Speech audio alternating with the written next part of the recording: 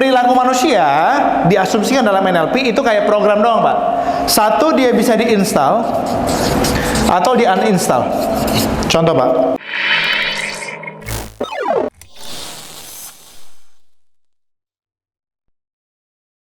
Konfigurasi saraf. Kita punya perilaku itu karena saraf kita berkonfigurasi, membentuk satu bentuk, Pak. Senyum, sarafnya punya senyum, Pak. Marah, kita gimana Bapak tahu pulang ke rumah istri marah? Istri ngeliatnya udah beda. Nah, marah ini nih. Kenapa? Karena konfigurasi wajahnya berbeda, gitu kan? Nah, yang kedua, apa yang mempengaruhi konfigurasi saraf ini? Namanya linguistik. Apa linguistik, Pak? Bu? Linguistik itu apa? Gampang ya, gampang. Saya pakai bahasa paling gampang ya. Terjemahan komplitnya ada di situ. Efek bahasa. Masih ingat kalimat ASU tadi? Kenapa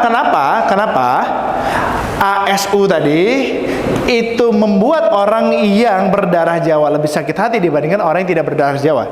Karena efek bahasanya berbeda-beda. Bahasa yang digunakan itu membentuk konfigurasi saraf. That's why pemimpin, kata-katanya yang saya bilang tadi jadi fatwa, dia bisa menjatuhkan orang atau mengubah orang. Bayangkan kalau pemimpin ya sering bilang kepada anggota, kamu ini kayak susah jadi atasan, kamu susah naik jabatan, kamu susah, Pak, bener. Bapak boleh coba cek, ini yang satu departemen ada nggak, Pak? Mana, Pak, yang satu departemen, Pak? Satu departemen.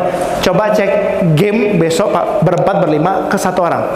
Bilang gini, kok kayaknya pucet, kamu sakit hari ini. 5 menit kemudian temennya bilang, Pak, kok beda hari ini, pucet, lagi sakit. Orang ketiga bilang, orang keempat sampai orang kelima, Pak. Setelah orang kelima dia mulai mikir, kayaknya aku izin pulang hari ini. Cobain besok, Pak. Saya udah nyobain itu, Pak. Kenapa? Karena efek bahasanya membuat konfigurasi saraf, Pak. Jangan sering-sering, Pak. Modus.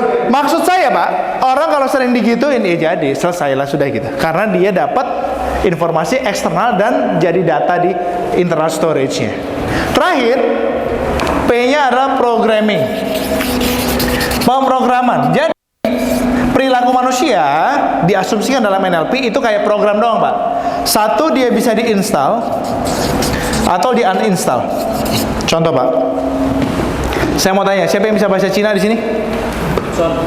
Ada? Nggak ada? Oke? Nggak ada, Pak. Boleh nggak saya bilang ke gini, dasar gimana sih? Nggak bisa bahasa Cina. Bahasa umum kok nggak bisa. Atau ada nggak yang lancar bahasa Arab di sini?